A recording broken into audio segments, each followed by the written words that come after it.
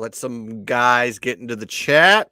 Filter. What's going on, everybody? Happy Super Bowl Sunday. We finally made it to the precipice of the NFL football season, which will end with the Bengals versus the LA Rams. You are listening to one half of the DadBodd podcast, and we are here to talk a little bit about the Super Bowl, but also we have a very special announcement. We, the DadBodd podcast, have a new sponsor, and that sponsor is Viva Tequila Seltzers. That's right. You might have saw it on my original post that I sent out once I saw the package. My son was the one that noticed it on my doorstep, and I said, oh, there they are. So we have a new sponsor, Viva Tequila Seltzers. And I guess I could do an ad read right now. Let's do the first ad read. What do you think? Let's do the first one. All right, let's do the first ad read. So on Super Bowl Sunday, on Super Bowl Sunday, if you need seltzers, you need Viva Tequila Seltzers. Viva Tequila Seltzers is refreshing and drinkable hard seltzer, 88 calories, 0 carbs, 0 sugar, 4.5 ABV. Viva is the perfect drink for your post-game celebrations, and hopefully it's when you're cashing tickets as well, as it was created with the active lifestyle in mind. We flavored our tequila seltzers because flavor is the spice of life, and we like our drinks with a little kick, just like we like to live our lives. Our flavors pair perfectly with our artists. I can barely read this, but Artisanal Blanco Tequila for our subtle and refreshing drinks. Our belief is to live long, live well, and we live it up. Viva up. So that is the first ad read for the DadBodd podcast. And I'm a little rusty. I'll have to practice that one. Much like our gambling, the ad reads will get better over time. It's seasoned experience. So I'm going to open up my first one. I haven't tasted this yet. So we got a bunch of flavors here. We have Huckleberry. I'm going to put this in front of the camera. We have grapefruit. I'm going to let Odd's fellow choose. What are you doing? Watermelon. I can't wait till they get to me. I have a non-diva, so we're not going to talk about it. Yep. So I guess I'm going to do the watermelon. That's kind of the one that I'm interested in. I like the watermelon seltzers of some other varieties. Mostly, because I've had the non-liquor included, the vodkas. I'm excited to see something with tequila. All right. To taste something with tequila in it. Yeah, because usually the seltzers only have vodka in it, so this is kind of a unique situation. Yeah, because the nooners have the vodka, and then I don't even know what's in these other ones. And then we're gonna talk. That's actually pretty good. You wouldn't even know that it doesn't have sugar in it. That's kind of like the weirdest thing. That's the dangerous part. How about the tequila? Comes through. Yeah, I mean the tequila is very smooth. It's not like it's not overwhelming. It's not like it's like it's a perfect seltzer drink. I mean, I really like it. So thank you Viva for sending the package. Sponsor of the DadBodd podcast. So you'll be seeing some ad reads in the future. But enough of this sponsor stuff. Let's get into a little bit of Super Bowl talk. So I know we're on opposite sides. If you saw my video, I did take the 4.5 with the Cincinnati Bengals. I still believe it's going to be a 3-point game. I just don't know what direction it's going to be in. I can see that. Right now, I have a very small position on the -4. I don't really love it. I might try to just live bet the hell out of the thing because I can see field goal games being in the mix too. I think where I started targeting from a prop standpoint, I'm interested to hear your take, was some of the running backs. I think there's going to be some heavy unders on both sides just based on the way the game could unfold. Did you get on any running back props? You stayed away? I did, yeah. I actually took the Mixon under 62.5 rushing yards. I actually took the Cam Akers under 15.5 carries, and also, they activated Henderson, and I think they're using Sony Michel a little bit more in the offense, especially the past couple games. So I think there's going to be a little bit of a split there, especially when you see Cam Akers kind of like, I don't know, he's not really running too well, and he's coming off of injury, so it's a weird spot. Well, he had the fumbles in the Tampa game, so do they trust him, right? But I agree that also, it also running backs in the mix. Correct, yeah, and it also brings in like Sony. I think Sony Michel really has a. I saw his prop was over 16.5 rushing yards. I think that was small, so I took the over on that one because I think he's just going to get more carries. Did you get that early? Because I feel like I saw that higher this morning. Like maybe that moved in your direction in a good way. I saw it on. I saw it on Bookmaker at 16.5. I think Got there's it. a little bit of juice. There's some juice to it, but it's still around. I've seen 18.5. I've seen it move. But I think if you shop around, you can still find the 16.5. I don't Love think there's that a lot one. of people playing that one.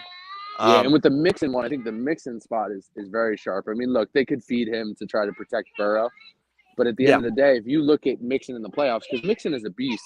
Hold on, right. I got to dad out a little bit. I'll let you monologue. Yep.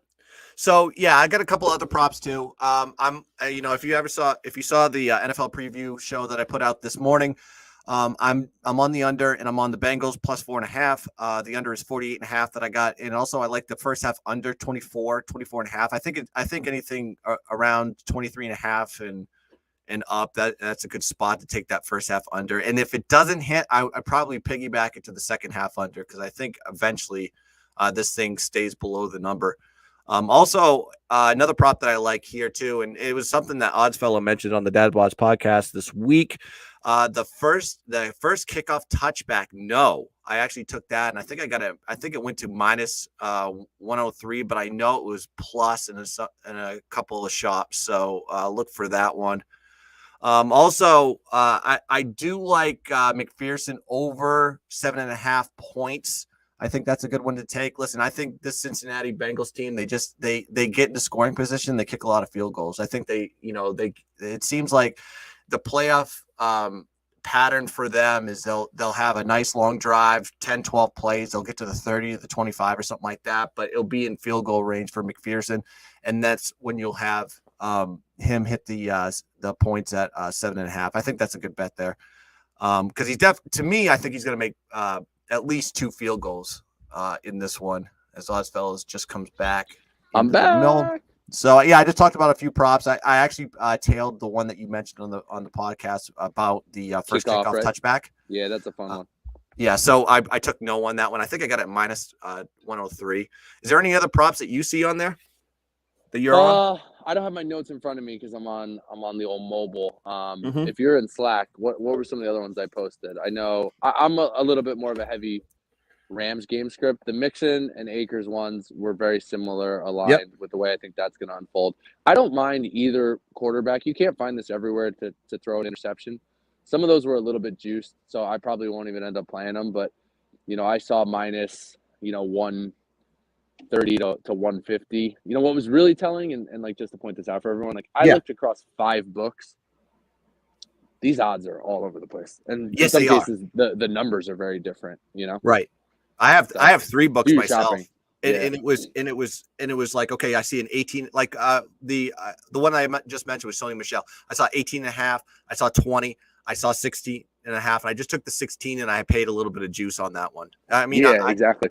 I'm more concerned about the actual value, the yards than I am like trying to get the best juice possible. But you have to shop around with these props. And it is such a extensive menu to go through, and I'm still making prop bets as I'm going along because I haven't seen everything. Yeah, what did you drop? Like just a half unit? Are you doing units? Are you doing scale? It's scales. It's a lot. It could be a lot of volume. Correct. Some plays I just like. It's like the real game. I play like a unit I played a unit on the Cam Akers props. Just hitting unders with him, and then I hit a lot of like half units. So it's like either half units, quarter unit, or full unit on a lot of these plays. So it's a mixed bag. I love that. I love that. Another one I know I grabbed on the defensive side of things with the Rams. And I think you could grab these types even if you think, the Bengals get it done because they've proven, Burrow gets sacked 9 times and they still win the game. It doesn't matter. Yeah. But I still love the over 3.5 for the Rams. That thing I've seen vary from minus 130 to I think it was either FanDuel or DraftKings, like plus money line. It was like, or maybe minus 105, but like a big range, right? At over 3.5 sacks for the Rams. So I grabbed that one. Another one I coupled with that was Aaron Donald over 4.5 tackles. Again, odds all over the place, but I actually saw it at like plus 105 in a couple spots. I think he's going to get his on the interior. 4.5 is not a ridiculous number for him because that's tackles and assists. So I think you stack that a little bit. I know some people talked about Von Miller in that spot. Henderson maybe get some of those tackles, but I kind of just stuck to Donald, and then the sack prop I went a little bit bigger on.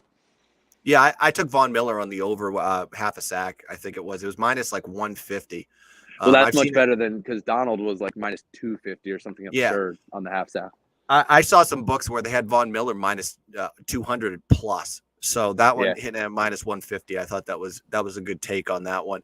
Also, I like the first half over on field goals too, 1.5. I think you have. What are the odds there? It was minus 115. I think it was pretty even on both if you took the over or the under on that one.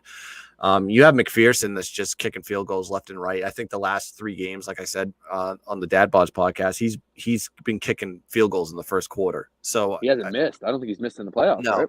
You have Gay and you have McPherson. Those guys are long kickers. They get anywhere across the 50. I mean, I think they're going to be going for that field goal. So I like that over. One I don't hate that kind of goes opposite that a little bit, not completely, is the 4th down conversions. You can bet yes or no for both teams, or just a 4th down conversion. A 4th down conversion in the game is heavily juiced, so I didn't take that. But what I did end up doing was a little bit of a sprinkle on both the Rams and the Bengals, separate bets, separate wagers to convert on 4th down. I just think when you look at where the game is today, and both these coaches being a little bit more aggressive, there's going to be opportunities to go for it on 4th down, right? So I think that at worst that probably goes 1-1, but you're paying a little bit on the juice.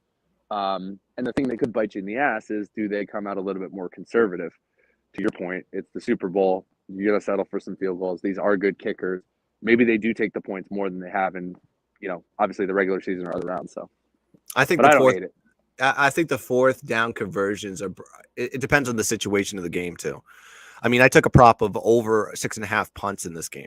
So for me to, I think when you have a young coach in Taylor, and then you have a coach that's been there before, but he's still young and green, I can see them kind of overthinking things a little bit more, and especially with the Rams defense playing as good as they have been through the playoffs and how good they are altogether.